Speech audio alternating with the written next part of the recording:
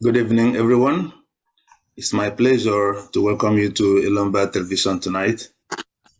The topic we are considering tonight is political alignment between southern Nigeria and the Middle Belt towards 2023 elections. Our guest tonight is Mr. Mark Jacob.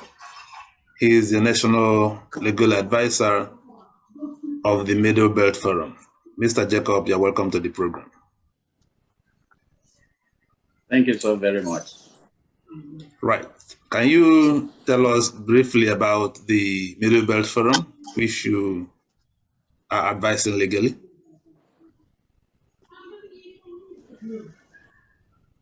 Well, the Middle Belt Forum is an organization that warehouses all the ethnic nationalities in the north. And when we say the north, we are referring to the area that was consigned and referred to as the north from the colonial era. Of course, the people in the Middle Belt are those that were never consulted before they were lumped into the Among Us North that Nigeria. And a lot of Nigerians do not know up to Borno.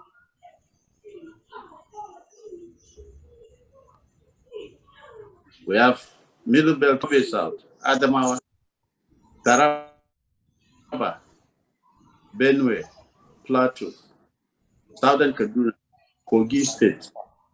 You go to Kwara, of course, Niger State.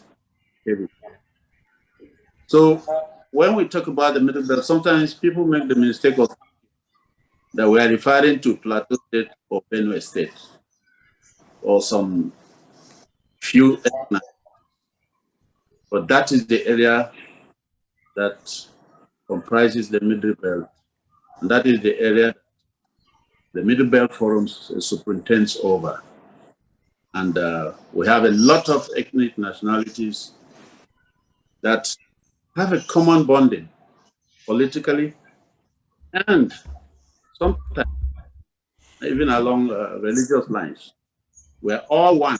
And if you take our cultures and traditions, we are the same. If you go to Kebbi, you find the same traditional dance steps that you find in the plateau. You come to Southern Kaduna, you find the same dance steps and the same kind of singing. You go to Benue, you come back to Kogi, we have a bonding that as long as you are from that environment, if they start singing, you find bearing. And then the folklore, the poetry, the traditions, the ways of dressing, the ways of communication, and the issues that guide our tradition, our upbringing, largely the same. So, an area that was composedly lumped into northern Nigeria without consultation. And over the years, this is the only region that has provided unqualified resistance to northern domination. From the stories we have from our parents, even from the now very famous Urman Danfodio Jihad, most of these ethnic nationalities in the Middle Belt were never conquered by the jihad, but they were brought under subjugation by the British colonialists. And when it came to the decapitation of Nigeria and the amalgamation that took place in 1914, without any representation, the Middle Belt ethnic nationalities were lumped into northern Nigeria.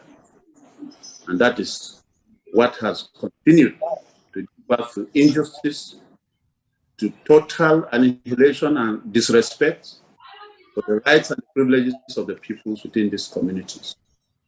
And the Nigerian Constitution and the current arrangements in the Nigerian political landscape has continued to subjugate these peoples and bring them under the control of an oligarchy that they do not share a common paternity with.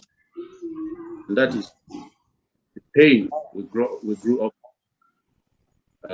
And unfortunately, most of southern Nigeria goes along and continues to allow this subjugation to continue, to allow and insist that we are northerners, to refuse to recognize that there is a people that refuse to be subjugated, and they're in the middle belt.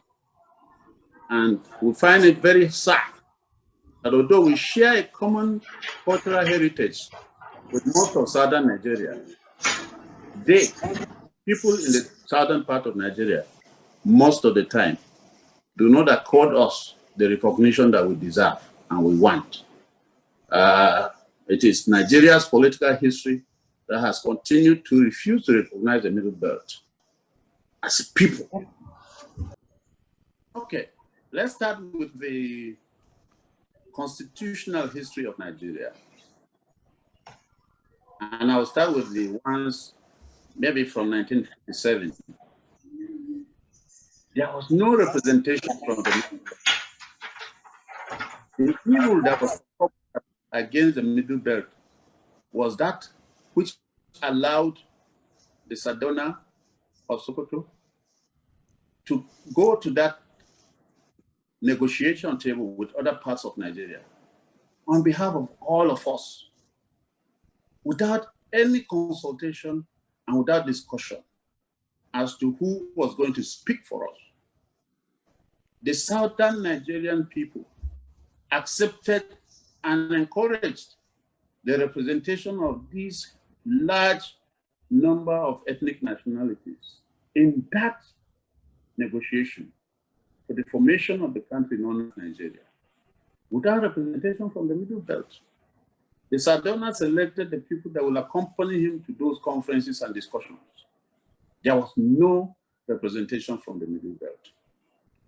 When it came to the independence era from 1960, we have the records to show that although we had our own systems and leaders, none of those leaders was allowed to attend any discussions that gave birth to the country called Nigeria. And so the foundation of Nigeria was done without inclusion of the ethnic nationalities in the area referred to as Northern Nigeria.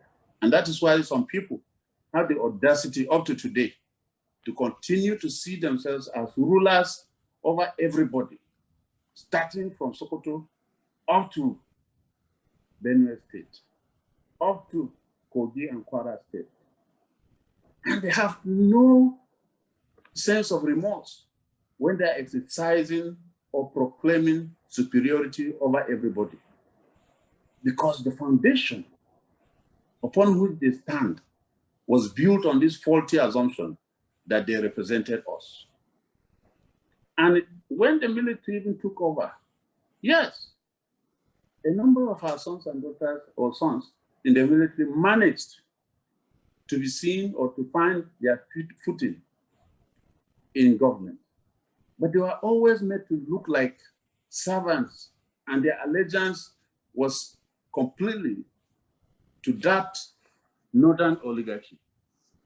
And as we speak today, when Nigeria started talking of 6 or so geopolitical zones, they lumped everybody where they wanted, without discussion, without negotiation. Everybody is made to think that, yes, there are 19 northern states. And I ask, on which basis do you call them 19 northern states?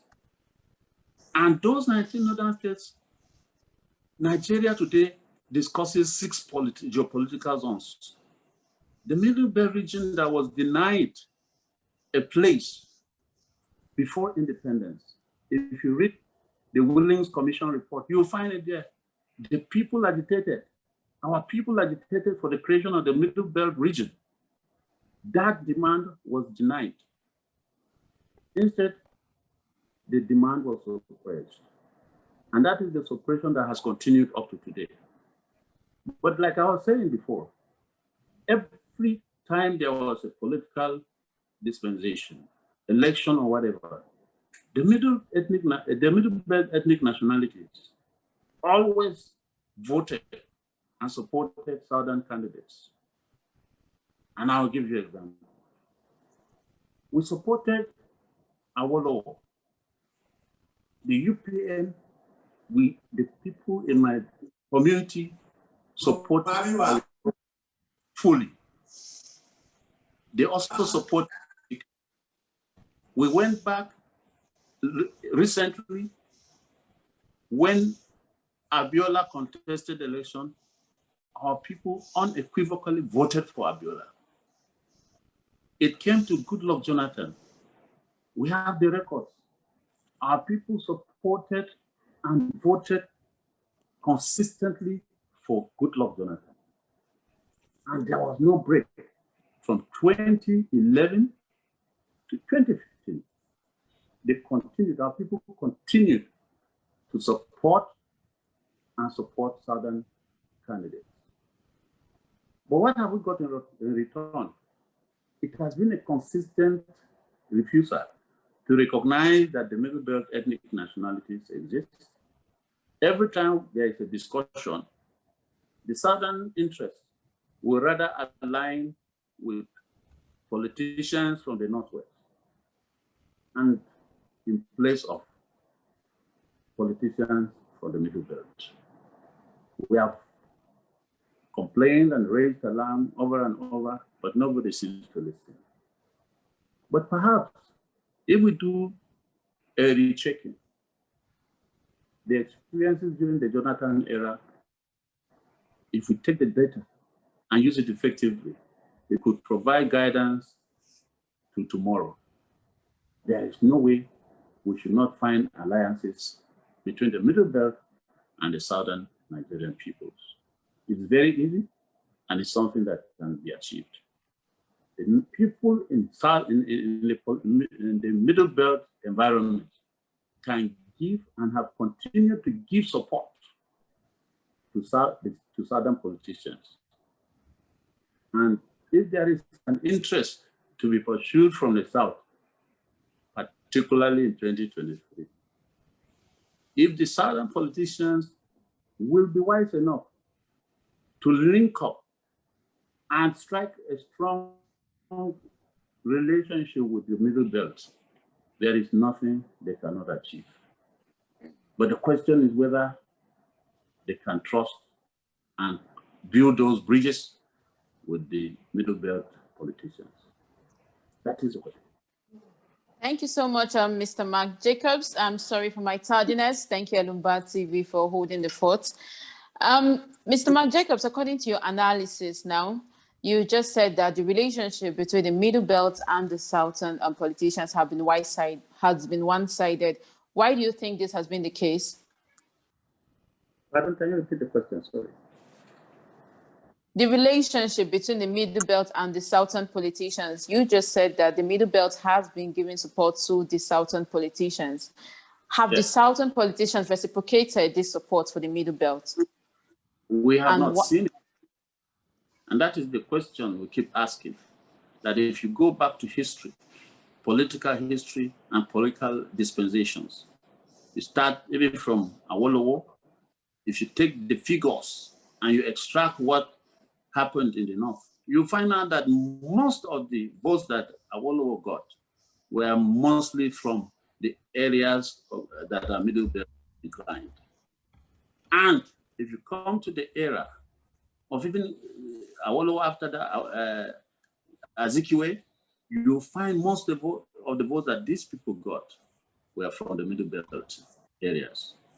Goodluck Jonathan, you'll find the same trend and pattern of support.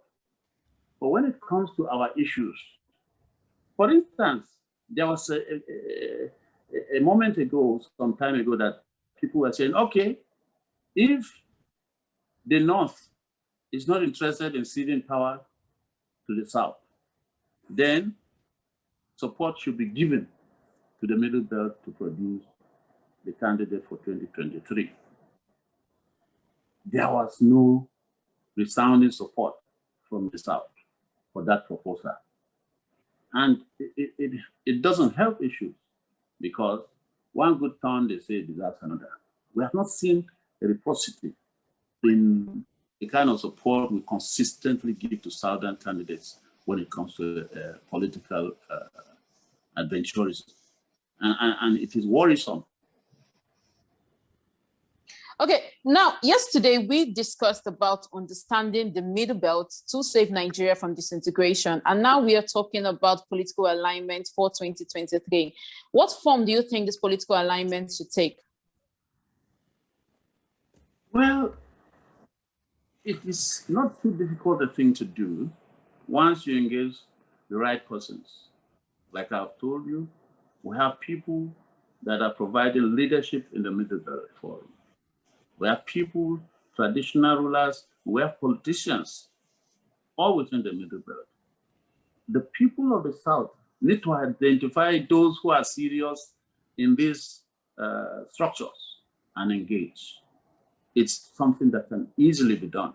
We know the persons that can be talked to. We know the traditional institutions that can be discussed with. We know the politicians that can be engaged in. Not people, not charlatans, not job guys who are just looking for ways to make ends meet. No, we know the people that control the grassroots. And I believe that once we engage and we present issues that are meaningful to everybody. For instance, the current challenge in the Middle Belt environment now is insecurity. We would be happy if there is a Southern candidate that understands the challenges that the Middle Belt is undergoing.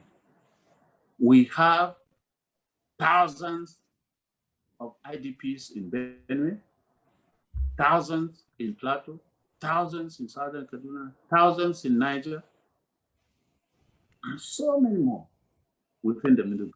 Insecurity is rife within our environment.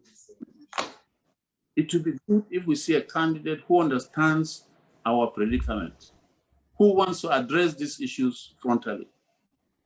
One of the issues our people had with Goodluck Jonathan after 2011 was the fact that he didn't help us in the wake of the dangerous genocidal killings that were going on in the Middle Belt after winning the election. And so we are looking forward to a situation. We are looking forward to a situation where we will see a Southern politician who understands our issue and is ready to address it. I can see in Jeja Media's hand up. In Jeja Media, your hand is up. Okay, thank you very much. I think Mark Jacob, thank you very much for the presentation so far made. I would, you know, I sit down here, I listen to you, you're making the point that there has not been this reciprocity from the South. And I'm thinking that the South hasn't reciprocated is at the realm of the presidency. Now, question to drive this point deeper is, has there been any time that someone from the Middle Belt is contesting and the South hasn't done the needful? Yes. We have had adventures by people like Professor Jerry Ghana and a couple of others that have showed interest in contesting for the presidency. Sorry, without cutting you short there. Yeah. When you speak about Professor Jerry Ghana, is Jerry Ghana aligning with South? Is it someone you could, as you look at the world now, you say Jerry Ghana is aligning with the South, or is Jerry Ghana known to be the face of the oligarchies within the South, within the Middle Belt? No, you asked whether there has been an attempt by anybody from the Middle Belt to, yes, but in that attempt, yeah. Yes, but in that attempt, it must as well be someone that the South in this quote unquote can relate to. Yes. You see what I mean? Because there are people, the same thing applies. There are people from the South that if they say they want to become president and the middle belt say no, they won't vote for him because they know whose interest they represent, I don't think it will be fair for us now to say, oh, middle belt didn't give us when this person came out, because this person is as good as giving it to the other person. So that's why I've calculated all those that have shown interest from the middle belt. And I think, in being fair, where, because Nigeria has this unwritten constitution where power, adopted what the PDP has said, power shift between the South and the North. To say that if power moves to the South, now, your argument for me will make a perfect sense if by the time power moves to the North, the argument must be it must be not central or middle belt, because sometimes they are not one and the same anyway. They are not.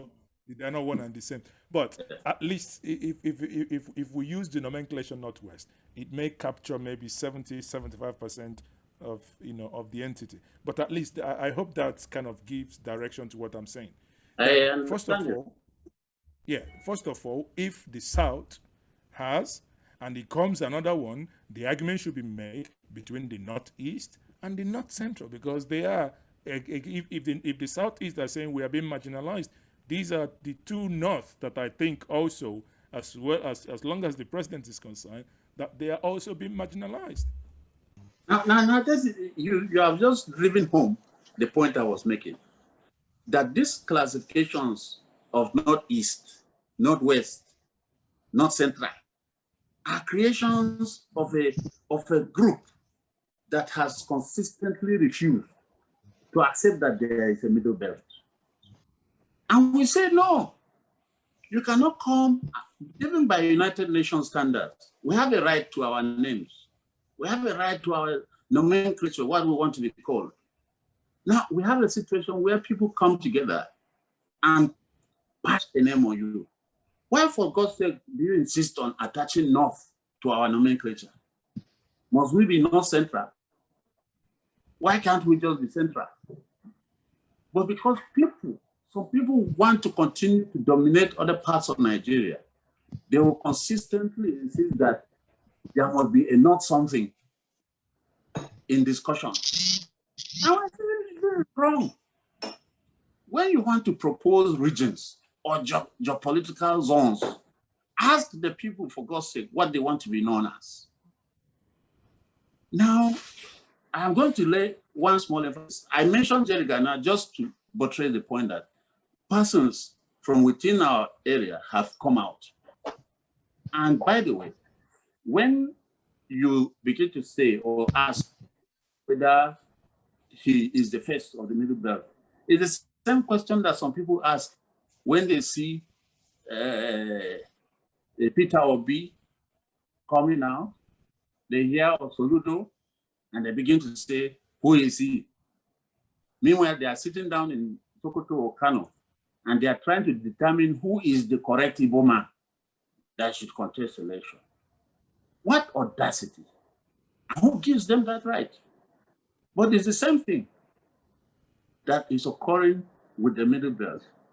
We have a right to say, look, if you are giving us the slot, this is our son, he can take it. But what is happening in Nigeria is that people sit in their own comfort zone and try to determine who is who for you. I have had discussions and we have had debates with people who come to say that, why should the Igbos be given presidency?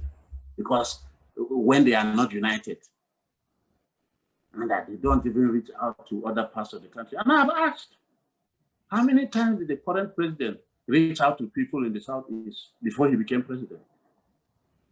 And who told them that the Southeast requires their approval before they say this is the person that will represent them?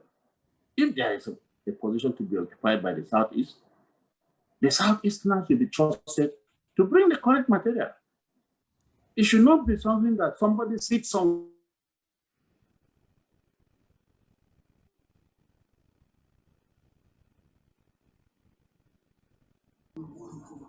Mr. Mark Jacobs.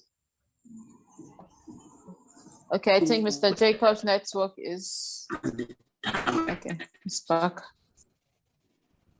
We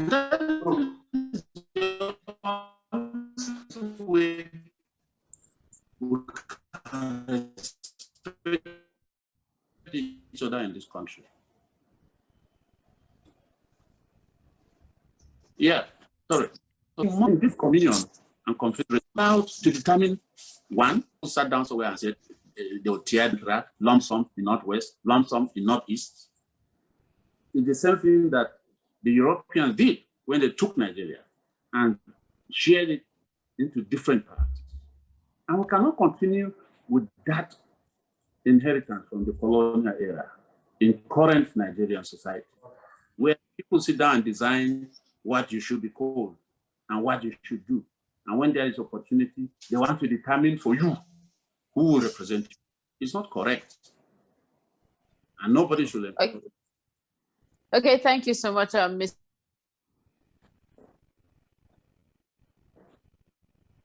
Jacobs. Now, do you think that belt has made it difficult for the Southern politicians to align with the Middle Belt? And if you think so, how can we solve this?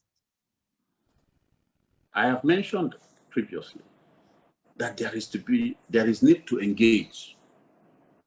And I like what is happening today because it's one of the ways to go about it. Let's communicate. Let's talk. And sometimes we need proper discussions behind the cameras where we will lay down simple things for people to understand. The Middle Belt warehouses and has professors, doctors, experts in every field of endeavor in the world. But because you call us North, we are not even permitted to excel, even in the things we are good in. I have done a lot of work outside my own environment. I worked in Lagos. I've worked in other parts of this country. And I know that despite the fact that I go to church with my Yoruba friends, they have no difficulty in saying I am Omo. I go to work in Owerri, and it's so embarrassing that they will call me Mala. The people in my village, some of them had to learn Hausa the way we learned English. And we find ourselves, our culture is more amenable to the southern cultures. We share more with them than the people in the other part of the country. But they're happy, they're quick to say, we are Omasa. I am a Brazilian man, and I'm very proud of it. So when you call me Hausa, it's an insult. But despite education and exposure, the southern communities have consistently refused to recognize the existence of the Middle Belt. Out of, I don't know whether to call it mischief or convenient political alignment. They find it more convenient to call everybody a Hausa or a Fulani or a Malam. And it baffles me that enlightened persons, some professors in geography and serious psychologists and people who studied typography and the environment, that despite the knowledge that they get from data, that we are not all Hausa, they continue to insist that the Biro man is Hausa, that an Angas man is Hausa. And this is the predicament. So when a person comes from another part or from Northwest and postures as representing me, the Southern politician finds it more comfortable to relate with him. And it is largely out of lazy enterprise in research that people in the South are deceived to think that we are all Hausa.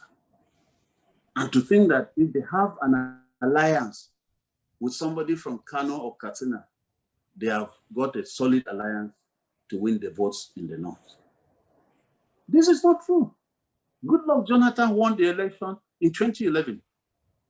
Not really because that alliance was with those who were from Katsina or Kano.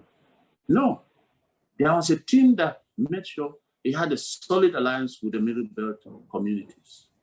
And go and check the details of the election pattern. The votes came.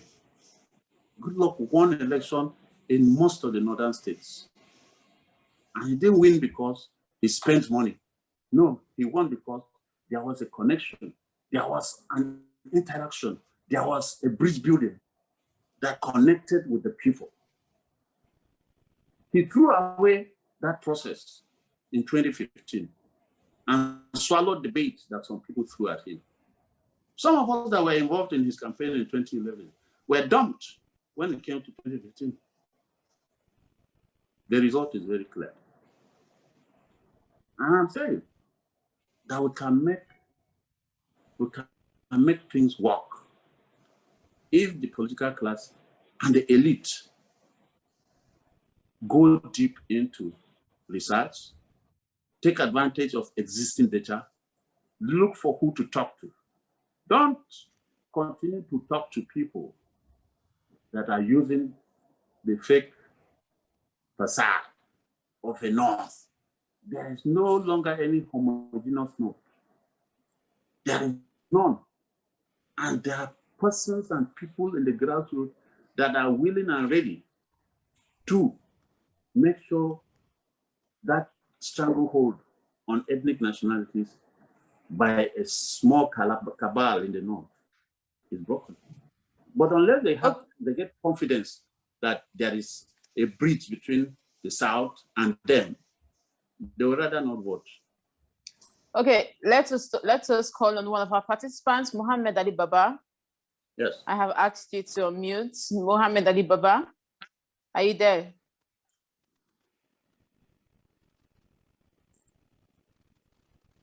Mohammed Ali Baba, if you're not here, then hello, I'm here. Can you hear me? Okay. Yes, we can hear you. Yeah, thank you for giving me the opportunity. I think first we need to those claiming middle belt need to properly define what that so-called middle belt is. I'm from Niger, and I'm not a middle belter. So, and for instance, now the president of the so-called middle belt movement is from Yobe. The middle past one was from Adamawa. So there's this, subterfuge about what really is this so-called middle belt. And rather than to come into the open and define middle belt for what it is, it's a platform for non-Muslim northerners. QED. They keep misleading people into thinking middle belt is not central. It's certainly not central. I don't know where Mr. Jacob came from, maybe Plateau or Benue, because even originally during the Taka days, what was called middle belt was Benue Plateau State. Now it's been extended to Yobe. You can even, it's such an amorphous movement without definite geographical boundaries. You can find people from Kebbi called middle belt. In fact, even some enclaves, non-Muslim enclaves in Katsina are regarded as middle belt. You go to Jigawa, Kazaure area where you have non-Muslim houses, they call themselves, or they are called middle belt. So it's strictly a religious platform, but they have not had the courage to simply come out, and they keep deceiving those that really have not, taken opportunity to, have not read or understood them, to misrepresent it as if it's not central. Check out the North Central now. Niger, Kwara, Kogi, Plateau, Benue, and some put FCT, and then of course Plateau. That is what North Central is. And North Central has nothing really to do. It's simply, just like you have the South, you have South, South, Southeast, and Southwest. It's simply a geopolitical description. It has no affiliation with either Hausa, Fulani, or Jihad, or whatever. So people are just being unduly sentimental and emotional and attaching meanings that do not exist into some of these issues. So North Central is North Central. Middle Belt is an amorphous political movement that have lacked the courage to define themselves properly. But it's strictly a religious approach. Check out the leadership. Let them tell you who is from the north or where are the Muslims in that so-called movement that they are misrepresented as if it is not central. So we need to come clear first. If like the jurists will say, you can't put something on nothing and expect it to stand. And anything built on falsehood is bound to collapse. And that is what is happening. So North Central is not synonymous with Middle Belt. That needs to be made clear because we check out now, we have 6 states. 4 of them are actually consistently from 1999 led by Muslims because Muslims are in the majority in those places. And that's why they are not, Muslims in the North Central are not regarded as Middle Belt because it's really a religious platform. So that has to be made clear first before you can think of any alliance. That Middle Belt is strictly a religious platform. North Central is not synonymous with Middle Belt. So there is no religious. Thank you. That's my point. Thank you, Mr. Elombah. Let us hear from our guest, Mr. Mark Jacobs. He has called you out and said that Middle Belt is not part or is not North Central. So can you please tell us geographically what states are you talking about when you refer to the Middle Belt states?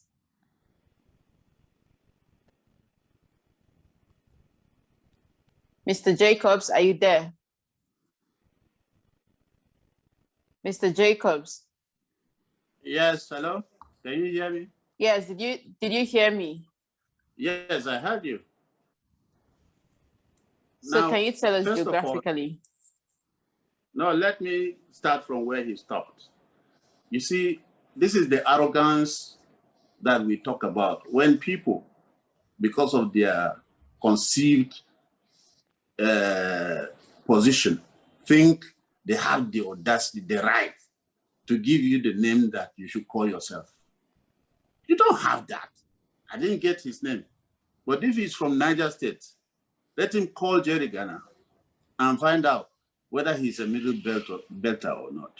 We have a Middle Belt Forum branch in Niger State that is peopled by indigenous of Niger State.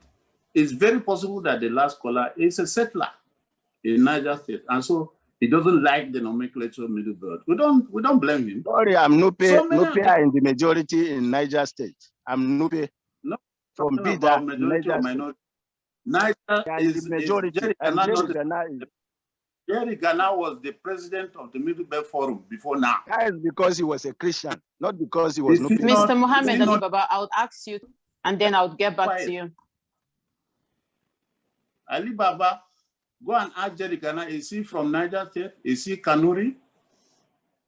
Is he Berry? No, he's Nupe, and he was the president of Middle Belt Forum. So if you don't know, keep quiet. And in fact, you don't have the right to determine what people want to be called. We have Bagi people in Niger State. The current national secretary of the Middle Belt Forum is from Niger State. And he's not a small person. Go and find out. He's a former deputy governor of Niger State. He is a member of the Middle Belt Forum. And his community fully identifies with the Middle Belt Forum. If you go to Kebbi State, you find people of high standing, whether Muslim, animist, or Christian, they identify with the Middle Belt Forum. It is you who insists that you are not, that have a religious problem. We don't have a religious problem. The current vice president of the Middle Belt is from Niger State, and he's a Muslim. His name is Engineer Abdullahi. Go and find out. We have Muslims from Taraba, from Adamawa. They are identified with the Middle Belt Forum. We have Muslims from Niger, from Kaduna. They identify with the Middle Belt Forum. Yes, if you say it is amorphous and it is all over, that is correct. Because if you don't know the 6 political zones you are referring to are not in the Nigerian constitution. They are very just a thing that was conceptualized for political convenience. North Central is not a constitutional issue. Northeast is not a constitutional matter. Northwest is not part of our constitution. So people should stop this fixated approach that because something was not conceptualized or not put in the way they want, it should not exist. Who cares whether you recognize or accept it or not? And your language says so-called. We are not so-called. We are rightful owners of Nigeria. And we are entitled to use the name we want to use. The United Nations Declaration in 2017 says it very clearly. The rights of indigenous peoples to bear their names, to own their land, to be entitled to the nomenclature they want. You cannot impose your own nomenclature. We didn't say that Middle Belt is not central. We are saying that that creation, that so-called thing you call geopolitical zones, is not recognized by law. It's not recognized by the Nigerian Constitution. It's an illegal imposition on the ethnic nationalities in Nigeria. And that is why it should not be relied upon for any discussion politically. Nobody should use that to silence people. We didn't say we are not central. Of course, states within the North Central fall within the Middle Belt environment. And we have no apologies for saying we want to be known as Middle Belt. Okay, let us call the next person that is on our list, Mr. Akin. Mr. Akin, your hand is up and has been up for quite a while. So you say you allow me to respond. Mr. Alibaba will come back to you. Let us hear from Mr. Akin and then we'll come back to you, Mr. Alibaba. Okay, thank you. Thank you. Yeah, yes, please. Mr. Akin? Yes, good evening, everybody. I have 4 quick points. Good evening. In the 50s and the 60s, the area called Middle Belt now refused to align with the South. It's a fact. The leaders of the Middle Belt then, D.S. Taka, Isaac Shau, all of them prefer to be in NPC. Awolowo said he tried to align with the Middle Belt. It was refused. In Second Republic, the Igbo MPP tried to align with Plateau Benue Access also. So the South have been reaching out to the Middle Belt severally in those early 60s period, but the Middle Belt did not really reciprocate. They always want to go back to the core North at that time. Second point, the people put on a problem in Nigeria today is the military. The Middle Belt constitutes the bulk of leadership of the military. Only 2 notable Fulanis or Northerners are in the military, Buritala and Yadua. But you have Tiwe Danjuma, you have Dom Kabali, you have Dongoyaro, you have Dogaba, you have John Shagaya, you have David Mark. These are leading soldiers from Middle Belt. They were on the table when Nigeria was being configured. What did they do? They were taking instruction only from the North. They didn't assign their identity. If they did, we will not be where we are today. That's just a fact. Please don't blame anybody from the South. Let's just face the problem of the North, how we're going to get out of where we are now. That's the real issue. Point number 3. I know it's very difficult now for Middle Belt to behave like the Yorubas and the Igbos. Igbos now have their own identity. The Yorubas are coming up to assert their own identity too. It is now the Middle Belt that we have to decide on their own now. Nobody can give you anything. You now have to come out to be the third force that said Nigeria must be reorganized and you must have leadership to call for it. You cannot depend on the South. The Southwest is organizing, the South is organizing. The South-South, we are not so sure.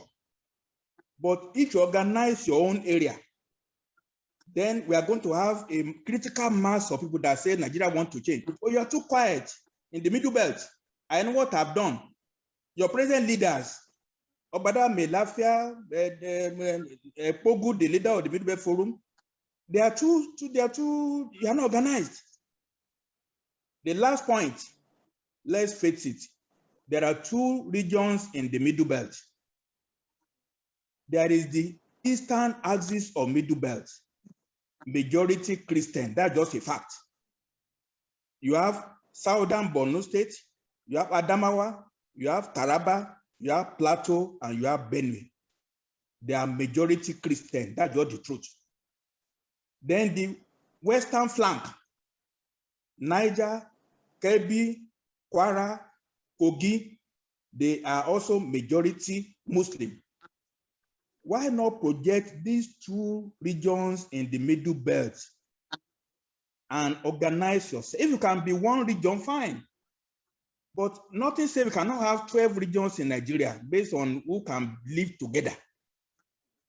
So my thesis, if you can carry the message, is that it is the Middle Belt that will organize themselves and ask for your rights. Your old leaders sold you out. All the generals who were in the army, they had all the rules, all the powers. They were having guns in the FRC those days. Where were they? What are they looking?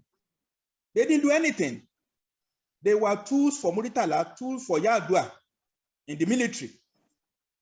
So please, Middle Belt, you need to do a quick conference very soon to agree whether you're going to have 3 identities in Middle Belt or 2 identities, or if it's only 1, fine, if you can. But you must project yourself and say no to what we are now. The killing is too much in the Middle Belt for the way you are reacting. The killing is too much. You are being slaughtered like chicken, and everybody is quiet. You're supposed to say you are seceding. You can be landlocked. What's wrong with it? You can be landlocked. Why not? Thank you very much. Thank you so much. Let us listen to Mr. Ali Baba, then we'll go back to Mr. Mag. Hello, thank you. Hello, Ma. Yeah, we're hearing you. We're hearing you. First and foremost, I'm glad that Mr. Jacob finally admitted, unlike what he was insisting earlier, that Middle Belt is not synonymous with North Central. That is a clear fact, and that's what I've established. The 2 personalities he mentioned in Niger State are in the Middle Belt because they are both Christians. Jerry Ghana is a Christian. There is a minority in Nupeland. Yet, in 1983, I was part of the youth wing of NPP when they rebelled against MPN, and we elected him irrespective of his minority status as a Christian. It has been a disservice for him to align with another Christian platform after what he had done to him. Shem Zagbainu, who was deputy to Talba, he's also in the Middle Belt because he's a Christian. That is an established fact. So long as these guys will not admit that this platform, and that Shipogu, Sime Lafia that they've mentioned, the only lone member of the ESCO of the Middle Belt Forum, that Abdullah is from Nasarawa State, is the lone Muslim there. So, and if you are not reflective, that is one. 2, the last speaker was mentioning Duncan Valley and Co. that were part of the configuration of Nigeria. They were never part. They were small boys that time when Awolo, Sardauna, and Co. were configuring Nigeria.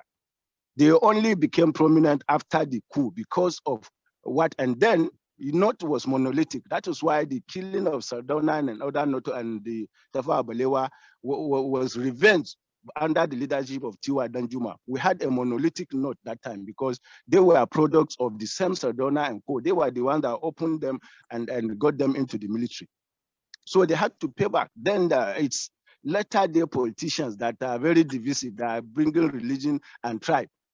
Middle Belt can never be united because unlike Southeast and Southwest, which had language, common language, we don't have any language. In fact, if not for English, if anyone speaking, if Pogo will speak with my Lafia, they will use Hausa.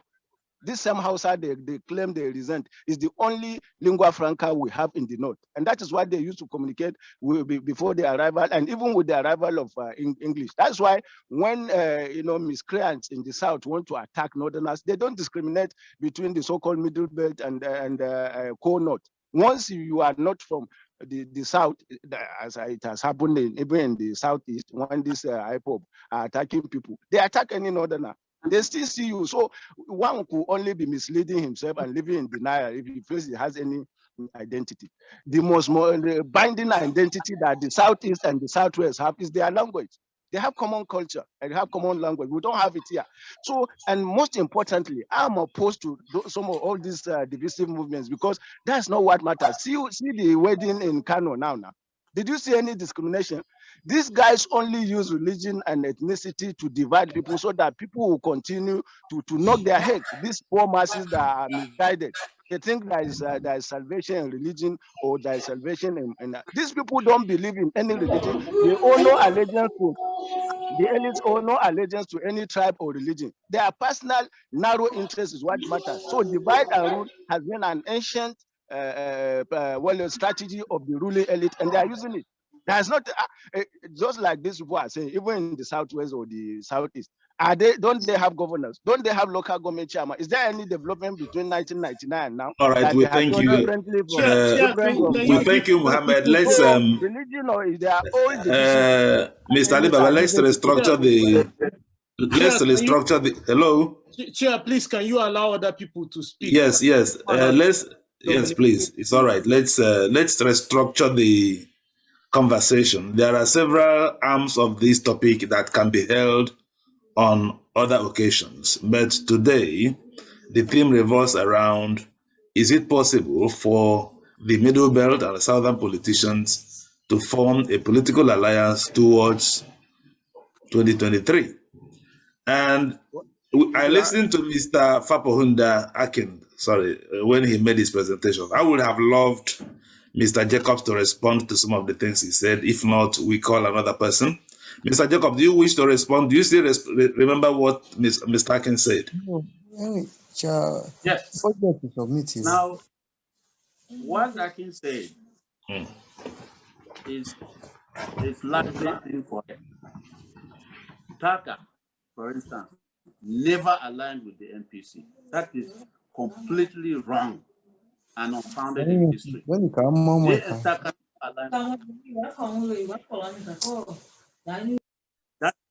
That must be understood. Two, if he's referring to the military, we have our issues with those our brothers that were high up there during the military. But we sympathize with them because most of them were sent to military school from that arrangement known as Northern Nigeria. And they owed their appointments to that arrangement. And so everything you said, everything they tried to do was to be loyal to those who gave them a lifeline. It is not as if they never noticed the inequalities that were going on. And if that was the situation, we cannot today crucify them because they tried to be loyal to a system that gave them an opportunity. But ask them today, some of them are still alive, whether they are happy to be referred to as not. Well, Mr. Jacob, before I call another person, would you agree that if when someone is in power, Mr. Jacobs, you just made a statement. If someone is in power and feels that he should be loyal to someone who gave him a lifeline, so to say, and then failed to project his own identity, will he not blame himself if eventually his people started suffering because of what he failed to do when he was in office? That's what we are saying, that we have also told them that they failed to do the needful at the time they were. But you cannot use their experience of posturing to crucify the rest of us. All right, thank you very much. All right, I thank you for that question. Let's call on others because I'm trying to give you considerations, because unless you want to stay here, this is a very topical question. It may keep you here for 3 hours. So let's just focus the discussion so that we allow you time to go to bed very soon. Let's call on Mr. Dr. Mankwongwe, please. Sorry? Okay, thank you very much. Yeah. Mr. Jacobs, just I want you to respond to each of these contributors Surely, so that we'll just move ahead. Dr. Moizibe, please let's structure the conversation. 2 minutes. Yes, we have to structure it, but there are some anomalies because when there are bombs in a football field, the players cannot play normally. So it's normally needful that those holes, portals have to be closed. So there are certain issues Mr. Elombah raised that one has to be corrected. One has to correct. I think I spoke on most of these things yesterday, and it was like he was not there. It was like even Mr. Jacob was not in yesterday's program. Otherwise, we'll not be repeating, all these things again. First of all, Mr. Elombah has no proof to tell us that he is a Nupe man. Speaking Nupe, does not make you Nupe, because we know today that the emir of Suleja can claim Nupe, but he's of Zaria origin. The original Hausa kings that were driven by Fulani.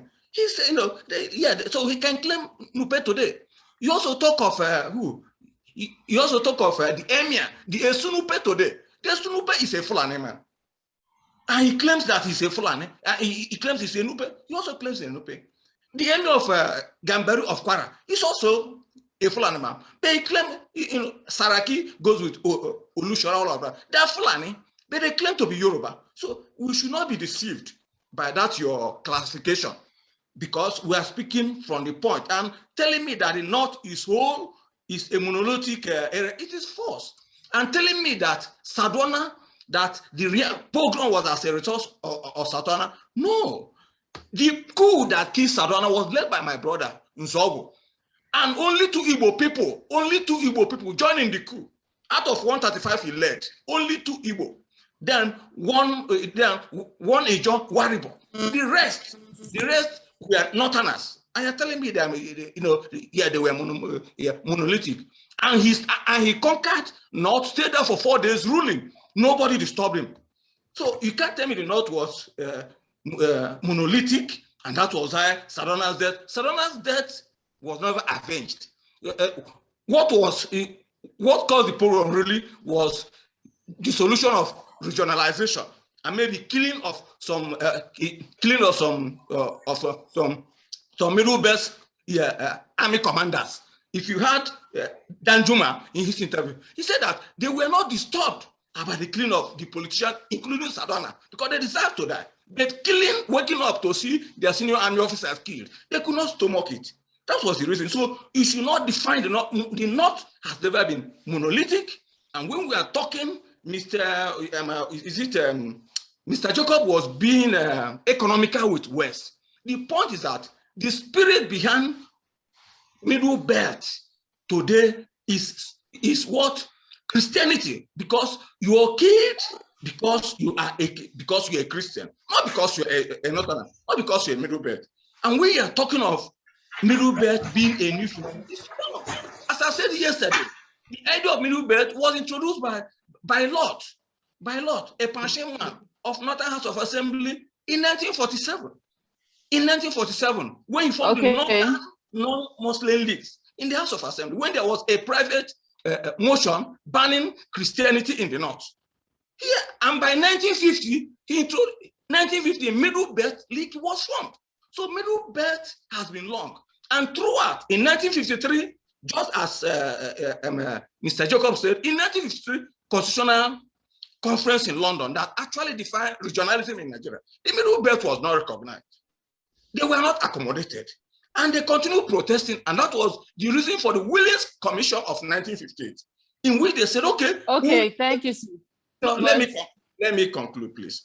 Let me conclude, because we are talking about. Please conclude, please. Please, moderator, always follow somebody's argument before you cut the person off. Even if you are a teacher, you follow a argument before you cut him off. You don't just cut when somebody is saying something. We are here on a serious business. I want to correct some anomalies here. You are telling me, okay. Williams Commission talked about the problem of minorities in Nigeria. And that Williams Commission said the British, because of this urgency of independence, the British will not create what? Regions, new regions, that they will leave it to the politicians. And then there will be Middle Belt contests. since request for Middle Belt region, leading to TV riots that led Midwest State movement, core movement, and they were revolting. And that was why, during the Constitutional Conference, the short Constitutional Conference Gowon made, the Middle Belt, especially the TV, insisted that they must give them states. And that was really why the 12-state structure was created. And Gowon made it balanced 6-6. It was the same Northerners who felt that when the states were 6-6, with the Middle Belt joining the South, then the South with majority. Murtala Mohammed came and cut it off and increased it to the North. So coming here to tell us that North have been monolithic, I cannot be monolithic. Historically, even in colonial times, Danjuma's father was forced to become a Muslim, and when Sarana died, he went back to Christianity. A lot of these people who are in the Middle Belt ethnic group, who are Middle Belt ethnic group, were forced into Islam. A lot of them reconverted to Christianity after Sarana's death. So the idea of Middle Belt is even older than Ariwa, because this Ariwa you are talking about, only the Ariwa local government, only the people from Ariwa local government in Kebbi State are referred as Ariwa, and then it became a general name. And you are talking of Awudobo, who is a member of Ariwa. Is he an Hausa man? But Ariwa defines an Hausa identity, not an identity. Let me stop here. Thank you so much, Dr. Wesigwe. Thank you so much, Dr. You know, as you're a historian, so if we let you, you would just speak and keep speaking and keep speaking. Well, we appreciate your wealth of knowledge. But our time is fast spent, so I have to call the next person. The next person on my list is Ambi Ambituni. I hope I pronounced that well. Ambi Ambituni, I'm trying to unmute you. Please go ahead, the platform is yours. Ambi, if you're not ready, I am going to call the next person. He's unmuting, you are beating him again when you try to click. So let's allow him time, please. Okay. Can you hear me now, guys? Yes, please, we can hear you. Go ahead. Thank you. You kept unmuting me. That's where the confusion is. Thank you very much, and thanks for I think Akin and Dr. Wanko that provided a really truthful analogy of where the situation is. I think I want to take a rebuttal about this whole Middle Belt and some of the points that were raised around Christianity and Islam in the Middle Belt. I think the only correction perhaps to the point that Dr. Wanko made is many of Middle Belt and indeed tribal people are also of some mix of either Christianity or Islam. So the Middle Belt is not clearly defined within religion. I think that is a known fact. I have a cousin that bears the name Muhammad, but he's a Christian. So that's just to give you an idea of some of the dynamics of religion in the Middle Belt. It's not a clear cut. I'm from Taraba, and I know how these things work. I think one of the strongest points that I got from the conversation so far is the point Akin made about that lack of identity, which I think also Dr. Nwabeze tried to touch on. We know we've been marginalized. We know we are being killed like flies. And it angers and annoys me that the Middle Belt still do not have a united front, a sense of identity like the Igbos and the Yorubas do have now. Certainly being in the core north has never favored us at all. It has always played to our disadvantage as a Middle Beltan from Taraba going and attending university in ABU Zaria. I knew that my JAM score had to be far higher than someone from Zaria, for example. So it is absolutely clear that within the dynamics of Northern Nigeria, the Middle Belt has been marginalized. I think the challenge for Mark and your group is to begin to forge an identity that will allow people like us to begin to identify with that identity. And I don't care if that identity becomes violent or nonchalant in its way, because it looks like the only language that Nigeria understands is that nonchalant and violent attitude. We need to begin to position ourselves in a way that allows us to protect ourselves from these insensible killings, and then begin to also draw support from our southern brothers, because it looks like we are more alike to the southerners than to the northerners, if I'm completely honest with you. Thank you.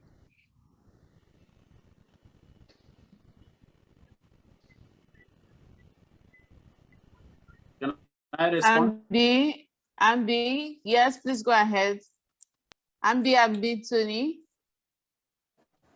Ambi Tony, we lost you there. No, I've finished my point. I think Jacob wants to respond on that. Hello? Okay. I have enjoyed the intervention by Dr. Wanko. Minutes into another hour, and this program was, and we need to close the program as soon as possible. But Mr. Jacobs, please go ahead. Okay, I will say that I enjoyed the intervention by Dr. Wanko, a very informed personality from the East. And honestly, I agree with him.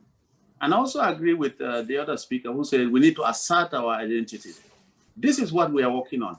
But you see, we also need the understanding and collaboration of our Southern brothers. Just like the last speaker and my brother said, we share a lot more with our Southern brethren than anyone else. I feel very comfortable going into the Southeast or any part of the South for that matter. I feel very comfortable and welcome. But there is no moment I move into the North that I'm not treated with hostility and hatred. It is palpable. You can feel it. You can touch it. And why? Why people want to say it is religious is because in their mind, they hate me not because I am not effective, I am not educated, or I'm not contributing to society. No, but simply because I am not a Muslim. And it is all over the place.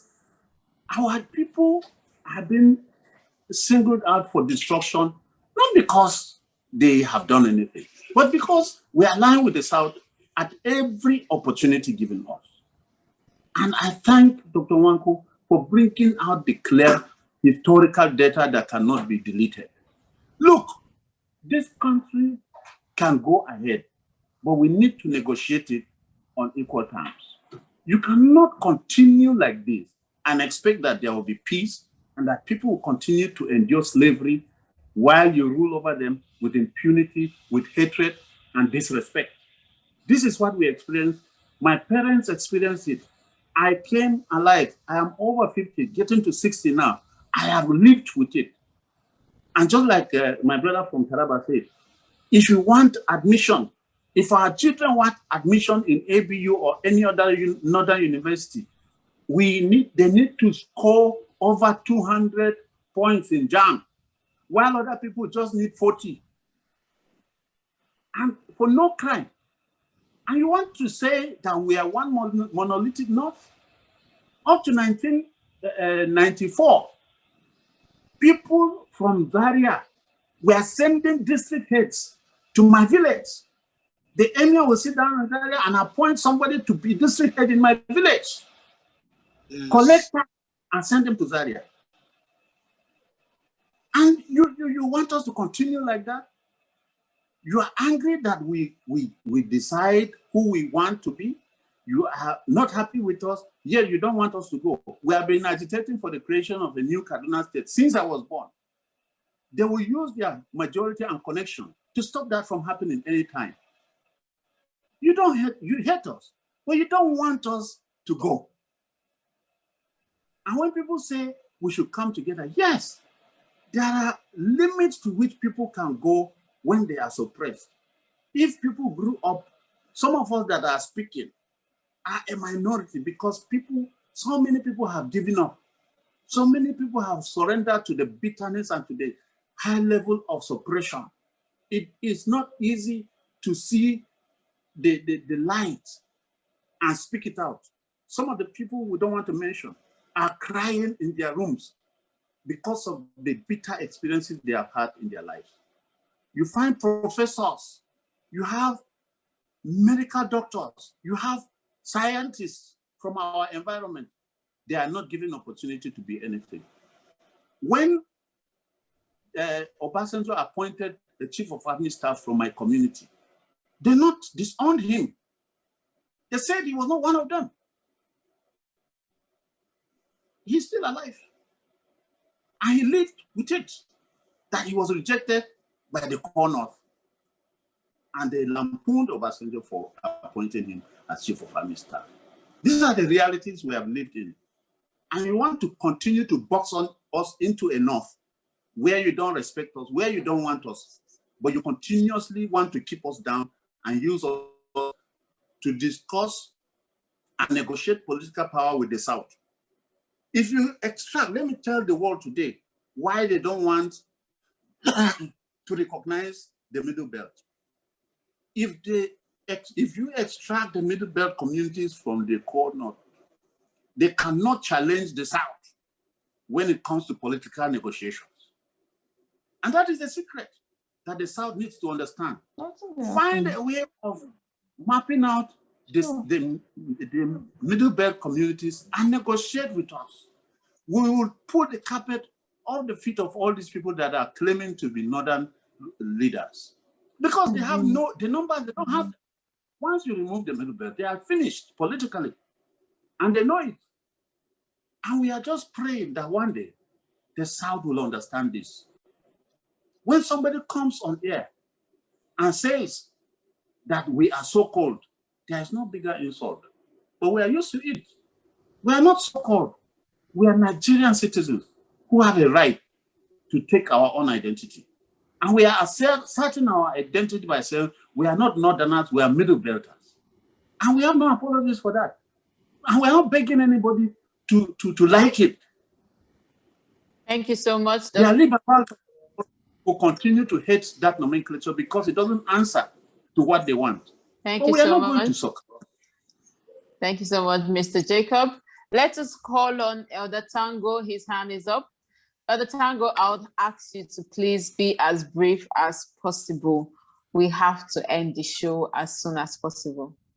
Okay, Elder Tango. Yeah, thank you, Elombah. My question goes direct to Jacob. Mark Jacob, when Middle Belt Forum gathered, what is really the agenda of gathering and their topic, their motive of gathering when they call Middle Belt Forum? Can you give us the idea, reason for the agenda and the gathering and their topic? Because you have mentioned language barrier. They use Hausa was language for them. Hausa language. I'm not the one that mentioned language barrier. It was someone that mentioned language. Alibaba mentioned language barrier. But now my question goes to you direct. When Middle Belt Forum gathered, what is the agenda and the motive of gathering and topic? All this is the problem. Do they table it?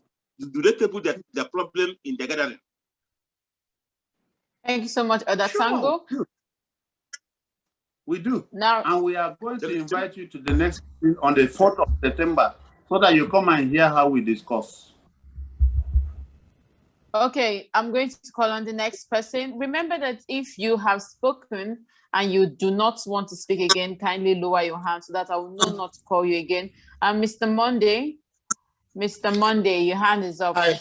Yes, good day, everyone. Let me just rush this. In a democratic state, you need numbers to win elections. So whatever alliances the South can get, be it Middle Belt or the North, as long as they're going to have those numbers to win election, they go for it. That's number one. Then number two, in Nigeria, the Northerners occupy more than half of the population, be it individual county, in terms of state, in terms of the members in the two houses. So there is nothing anyone can actually do without involving the North. That is number two. Then number three, even in the geopolitical zoning, the Middle Belt was zoned with the North. So in that form, you can actually say they are closer to the North than the South. If they want to be relevant in any political dynamics, it has to be that they will align themselves with the ones that will give a higher number. And that is also in correlation with whatever political agenda that they have. That is another one.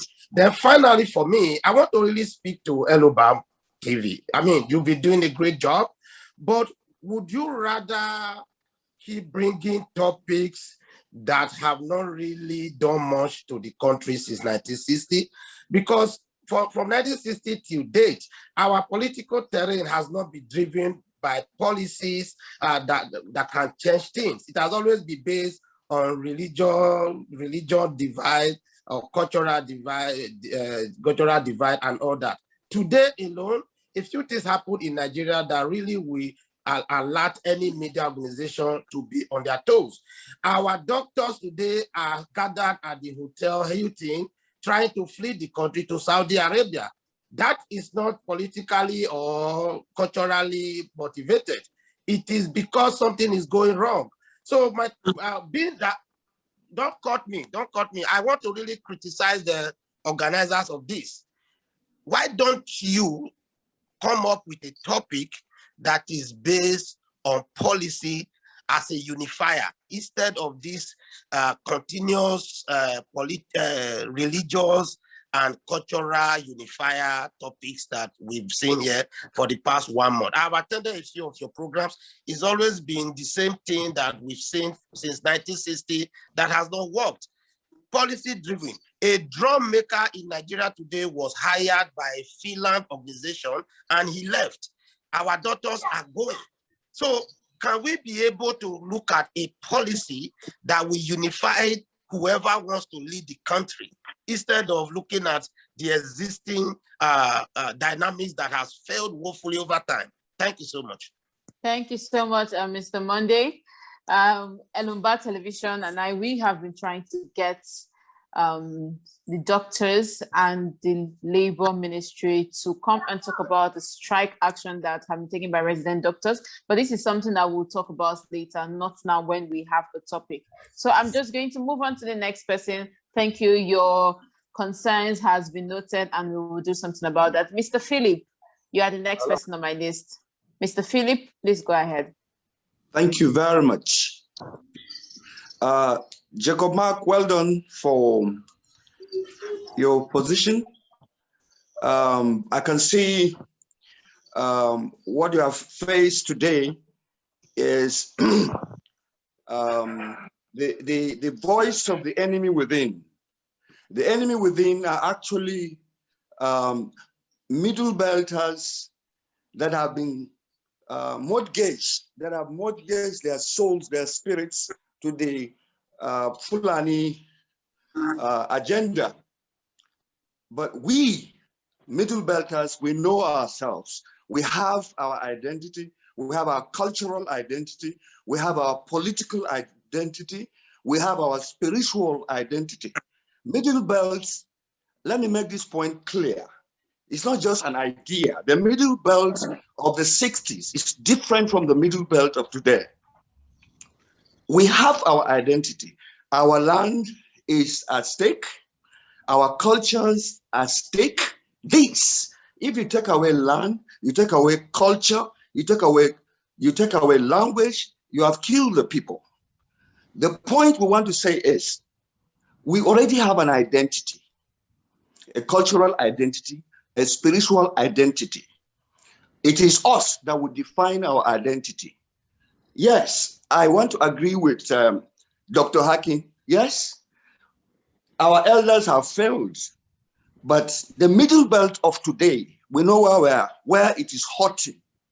And let nobody not say we don't have an identity. We do. And today, this conversation is meaningful because we need to understand each other. Yeah, the Southeast have risen up, not today. The Southwest have also risen up. And I bet you, I take the challenge from Dr. Akin very seriously. Very soon, the South will hear the voice of the cultural Middle Belt. The Middle Belt of today is a geopolitical reality. We already have our identity, political identity, a cultural identity. The Middle Belt, we have our own identity. We will project it. It's a question of projection. We will project it. Thank you very much. Thank you so much. Let us call on the next person. Mr. Paul. Mr. Paul, your hand has been up for a while now. Yeah, let's hear from you. Thank you very much, Mr. Mark Jacob. Thank you for raising this occasion with your presence and your information that you've given us so far about the Middle Belt. I just want to make a few points here, observations from the conversation so far. I like what Mr. Akin said in form of challenging us, Dr. Akin. I wish he has packaged his criticism a bit better because we, the Middle Belt people, are not lazy. I object to that sentiment. And coming to Alibaba, is it Alibaba? I would like him to understand that because we speak Hausa doesn't make us Hausa people. Okay. Now, this forum, any opportunity I get, I want to hammer the things a lot of people have said here about understanding. We need to understand each other. There's no way you can align with me or help me or save me if you do not understand me. And if you will allow me, I will use just an example of Kaduna State and Benue State. They're in the Middle Belt. But you see, some people may try to observe why we have this impunity in Kaduna State and not in Benue State. We have a governor, for instance, in Kaduna State, who has taken disdain position against Southern Kaduna people. Okay, he has declared war against the people he is supposed to govern. But you see, Samuel Otum, on the other hand, is listening to his people and is doing exactly what his people are requiring of him. He is governing his people as a governor should govern. So the complexity of the Middle Belt can be seen in these two examples that I have given you. Yesterday on this program, I did tell you that in Southern Kaduna, for instance, you have close to, correct me, Mark, if I'm wrong, we have close to 50 nationalities in Southern Kaduna alone. 67. 67, you see. So if we are going to align with our brothers in the South, I think we should spend our time, me understanding my Southern brothers and my Southern brothers understanding us, and not pay attention to those politicians who will come to a forum like this and try to throw the same spanner in the works that the politicians have been using to perpetuate whatever they're perpetuating and insist on the stranglehold that they have got on us. So I will expect that we try and understand ourselves much better in our conversations and the narratives that I understand and I believe that Middle Belt, we need to create a narrative that is commonly understood by all in terms of who we are, and we cannot wait or ask anybody to come and define those things for us like have rightly been said here. So we need to create our narratives and choose what conversations we want to have. Then we ask our brothers in the South to please help us understand you and your issues that you probably have with us. And we will help you understand our people and our issues so that we can best go ahead and not waste our time pointing fingers and calling each other lazy or ulterior motive syndrome and all that kind of stuff. Because we can be here forever, you forcing me to defend myself and I'm forcing you to defend yourself. We can't go anywhere. Everybody that comes to a conversation, come with a narrative of any issue that you may have in mind. So if I come to the table with you and I have my narrative, I am somebody's son from somewhere, and my parents or my ancestors have a narrative which I grew up with. You put yours, I put mine, and you tell me that mine is wrong, I tell you yours is wrong. Somewhere along the line, there is the truth there. So if I say mine, if you say mine is wrong, you're telling me that my parents told me a lie. And if I say yours is wrong, so you can see that is not material for progress. But if we listen to each other, you tell me who you are, what your issues are, your challenges, your experiences. Like the first time I come to this forum, there was a young man from the Southeast who asked me, how can he trust me as a middle belt person? I love that kind of question because he is genuinely and sincerely trying to understand me. So if we stop pointing fingers and start trying to talk each other down, and for those of you like Nwanko here who has got a wealth of experience, let us, I mean, knowledge in history, let us use that. And for people like Mark who has been involved in a lot of dealings in the middle belt, let us listen to him and try to understand our positions so that we can move forward. Thank you very much. Thank you so much. Thank you so much. Let us call Mr. Alpha Moses. Mr. Alpha Moses. Yes, ma'am. Hello. We can hear you. Go ahead. And please try to keep it as short as possible. We have extended our time to over 30 minutes now. Okay, ma'am. Thank you very much. First of all, thank you so much for having opportunity to be in this meeting.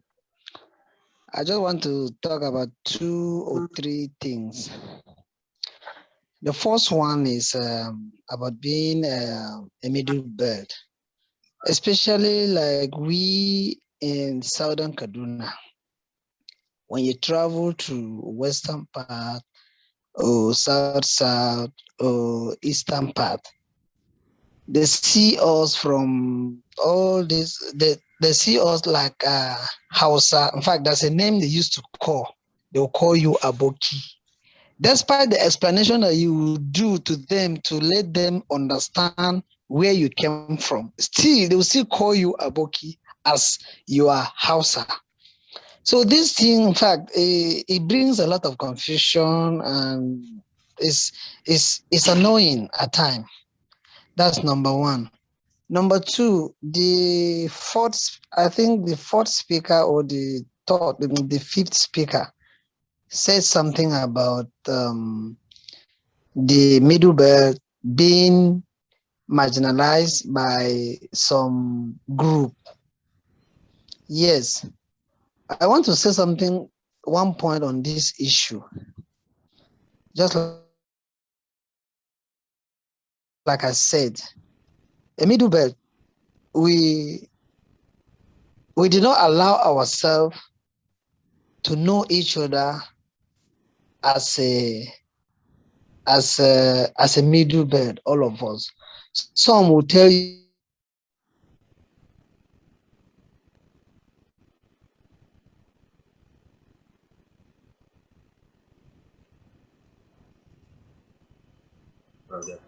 Mr.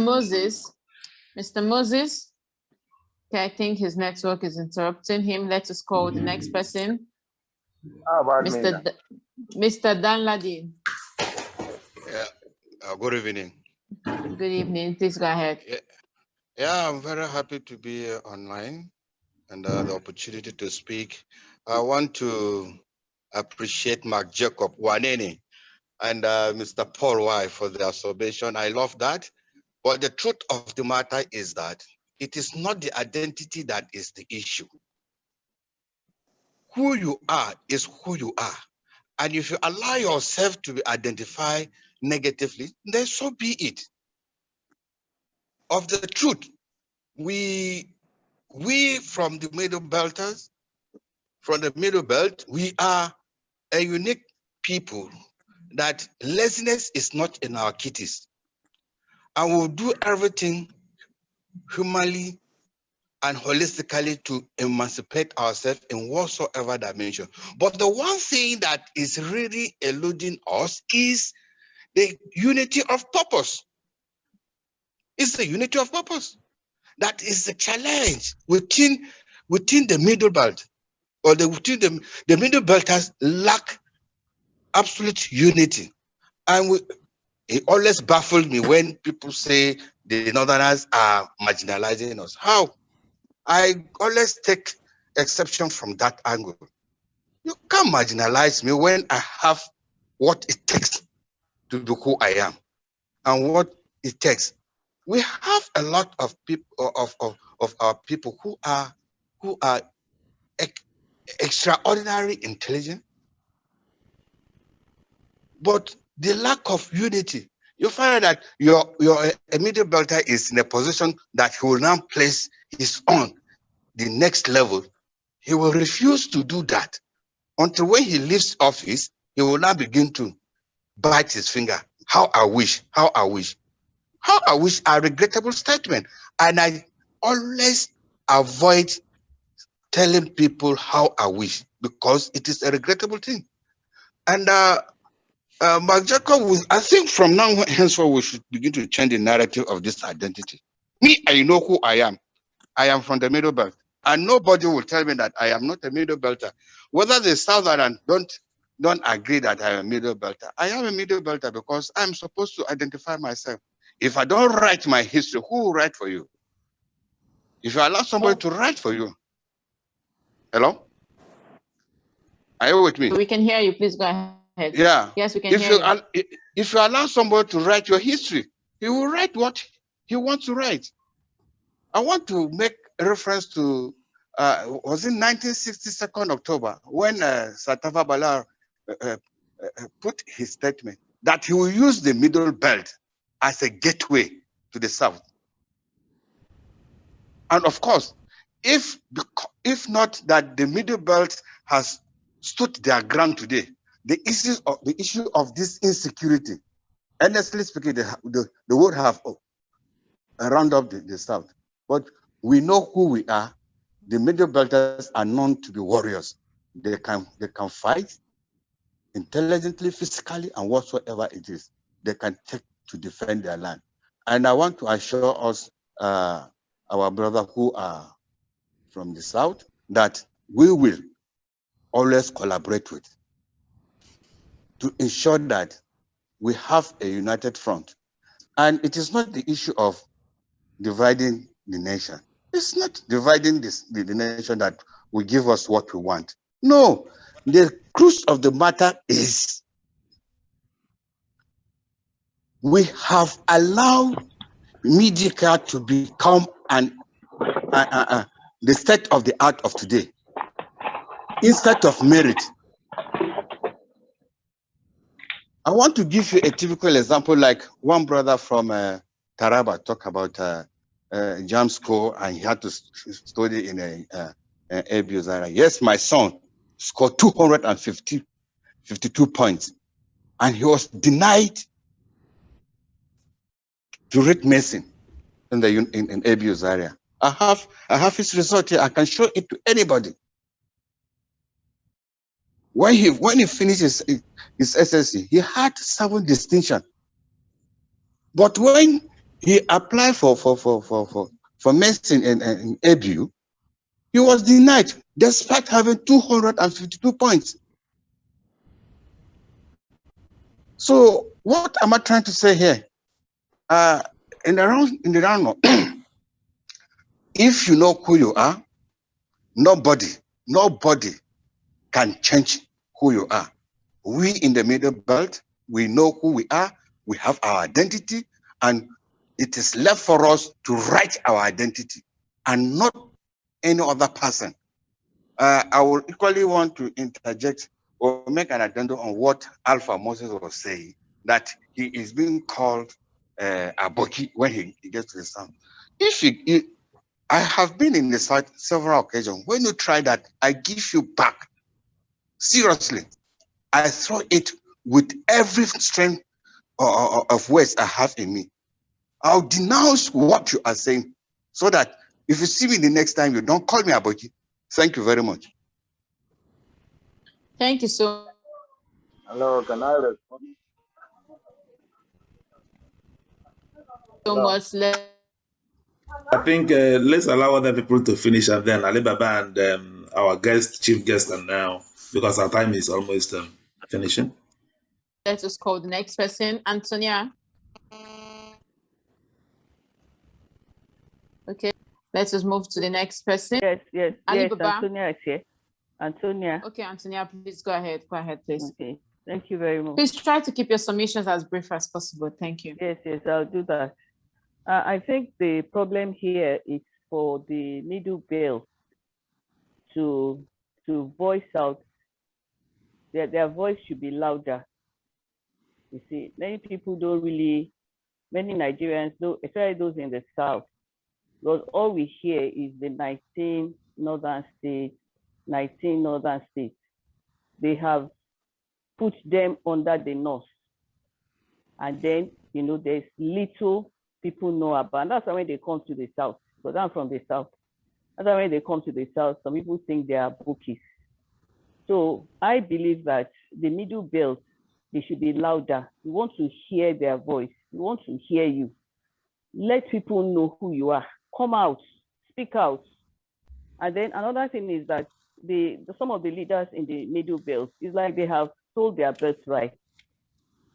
Some of their leaders have sold their birthright, and it's like, they are now, whatever the Fulanis, they tell them, that's what they do. So there's also need for unity. The middle belt, they should be united.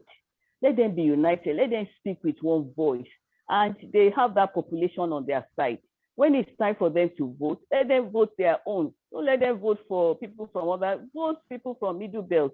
Put them as your governors. Put them there. So that as they are there, and then with the South, we come together, then we're a very strong force to be able to pull down the enemy. Thank you. Thank you so much, Antonia. Let us hear from Magaji's iPhone. Magaji. Thank you. Magaji. Yes, can you hear me? Yes, we can hear you. Go ahead, please. Good evening, everyone. Good evening, the host. I sincerely want to appreciate you for the time given to me.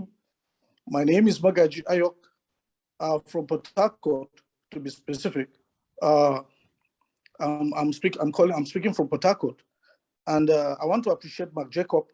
He's my bigger brother, who I'm proud of. I just want to say something on from the last speaker. I will be on Air 93.7 on Saturday. So the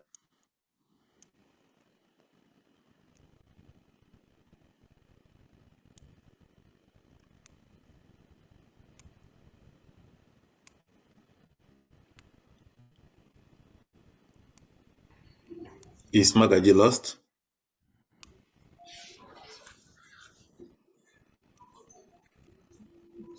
Can I talk?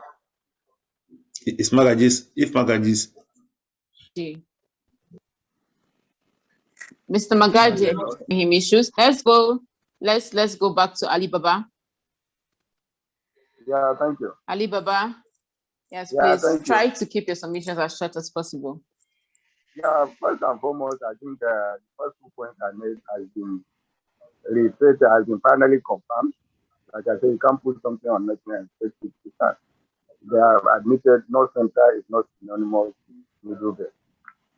2, middle belt is essentially a religious platform, and that's why all the rigmarole is essentially admitted to that. But I want to repeat what Monday said, because all these religious or ethnic history were still playing into the hands of the ruling establishment, who have no fear or any true allegiance, any tribe or religion or origin. They're only interested and they enhance and defend their narrow interest of exploitation. And so long as we don't rise up, and that's why I really appreciate Mr. Monday, let's focus on issues that are fundamental. And all the so-called middle, all this middle belt they are talking about, they don't want to focus. Which is the best managed state there? They are the least developed. Yes, it is their own sons and daughters that are ruling those states. They are the ones in control of their state. They are the ones in control of their local government. And yet they are the least developed. Others even have socio-economic platforms or not. North Central doesn't have, because of all this noise about middle belt. Sorry, guys. I just have to object to what Ali Baba is saying. I don't think. I'm sorry. I don't. Mr. Abintini. No. I don't think we're here to Mr. listen. Mr. Abintini. Mr. Abintini. No, I don't think we're here to listen. Mr. Abintini. Mr. Abintini. All people underdeveloped and all that. I am not underdeveloped. Are you? Are you underdeveloped? I'm not underdeveloped. So yes, I think Ali Baba is not focusing on the topic. No, please. No, please. I think Mr. Ali Baba is getting it wrong. He's not focusing on the Ali topic. Baba is giving us a wrong.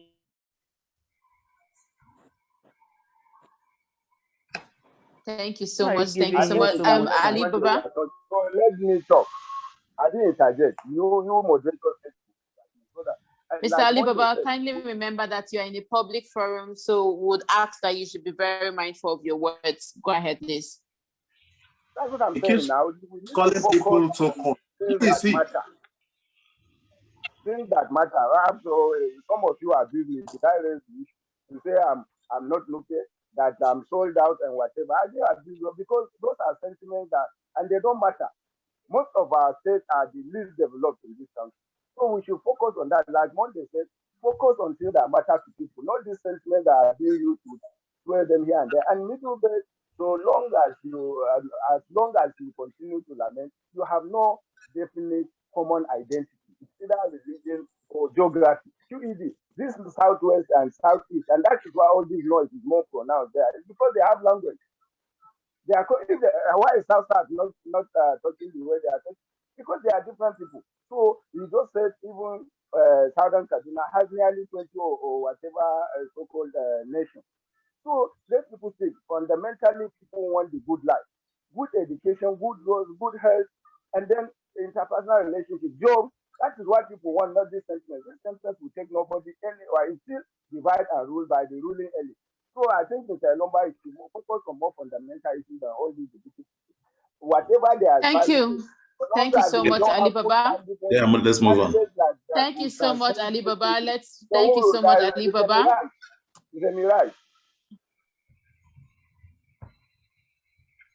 Thank you so much, Ali Baba. We have listened to you, and I'm sure that people want to comment, but we are out of time. So I'll ask that if you have comments, if you have questions, if you have more things to say, you kindly wait behind for the heart-to-heart conversation after the recording has stopped. But for now, we'll have to go back to our guest, Mr. Mark Jacobs. It's over to you. Let us hear from you before we let you go. Okay, thank you for this last bite. I want to say from the onset that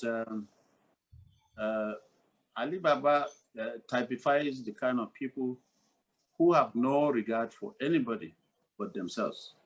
You can't continue to use so-called on people who have identity, who have more personality than you. I don't expect that on this platform, but it is okay. We're used to it because they have this mindset that nobody should define himself and assert himself. And once you do it, you are described as bringing division on religious lines. But he doesn't know that even the Sadona defined the Middle Belt for us. He said there are all those non-Muslim communities in the north, way back in 1957. That statement is credited to Sadona when he was asked about the definition of the Middle Belt. He said that they should nobody should mind those people, that they are all the non-Muslim communities in the north.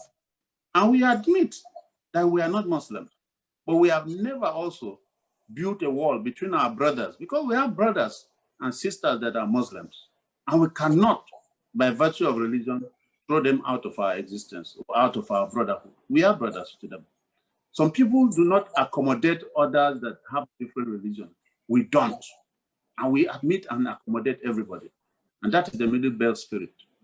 Now, we have endured a lot, but I want to re-emphasize that the way the Middle Belt Forum was known in the 60s, where people would surrender because the ruling class does not like them, it's no longer like that.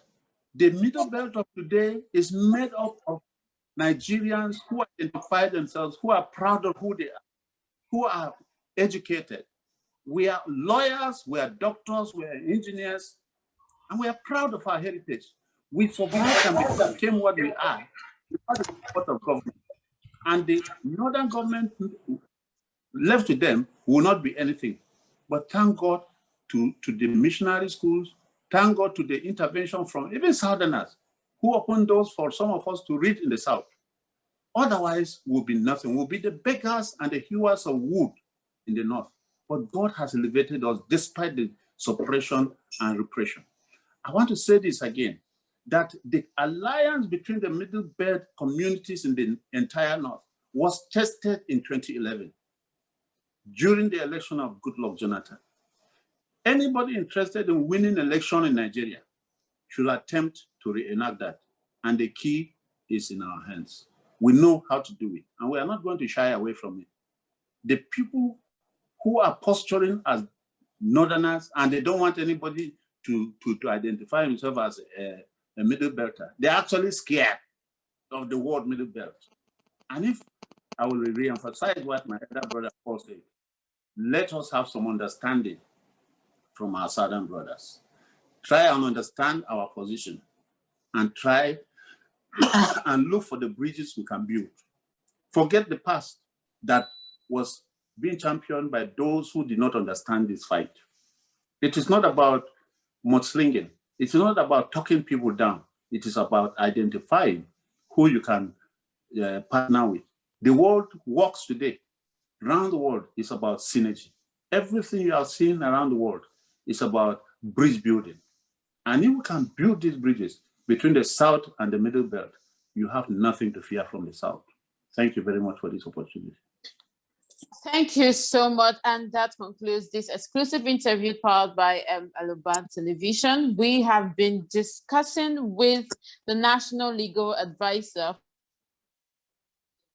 for the Middle Belt Forum, Mr. Mark Jacobs. Thank you so much for gracing us with your presence today. Mr. Mark Jacobs, and we have